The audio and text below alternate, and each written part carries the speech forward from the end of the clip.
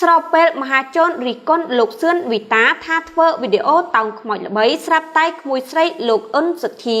បង្ហោះសារដាក់ប៉ុន្មានឃ្លាយ៉ាងក្តៅគគុកបែបនេះខណៈមហាជនមួយចំនួនកំពុងផ្ទុះការរីកុនទៅកាន់លោកសឿនវីតាថាលោកផុសវីដេអូនិយាយរំលឹកពីលោកអ៊ុនសុធាព្រោះតែចង់បាន like share និងតោងខ្មោចល្បី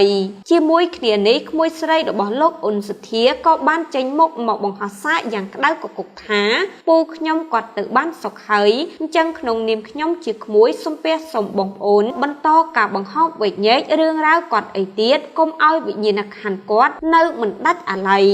សូមអង្វរមែនបកស្រាយទៅមុខទៅក្រោយទៅមុខទៅក្រោយនិយាយតែអនុស្សាវរីយ៍ល្អនិងអំពើល្អដែលគាត់បានធ្វើទៅនិយាយរឿងដែលគាត់តស៊ូនឹងស្នាដៃរបស់គាត់កុំឆ្ងាយពីស្នាដៃគាត់សារបង្ហោះរបស់ក្មួយស្រីលោកអ៊ុនសុធាខាងលើត្រូវបានអ្នកលេងបណ្ដាញសង្គមជាច្រើនចូលទៅខមមិនថា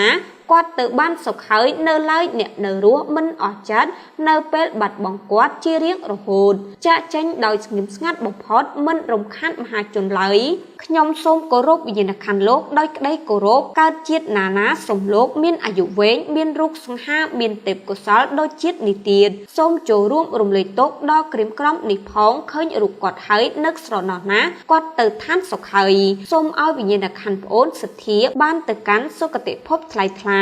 មែនហើយគាត់ទៅបានសុខហើយគួរឈប់ផុសវីដេអូមិនថាចាស់ថ្មីក៏ដោយគួរកុំផុសពាក់ព័ន្ធនឹងគាត់ទៀតគួរយល់ទ្រង់សាច់ញាតិក្រុមគ្រួសារគាត់ផងពេលឃើញវីដេអូគាត់អញ្ចឹងរត់តែឈឺចាប់ពិបាកកាត់ចិត្តណាស់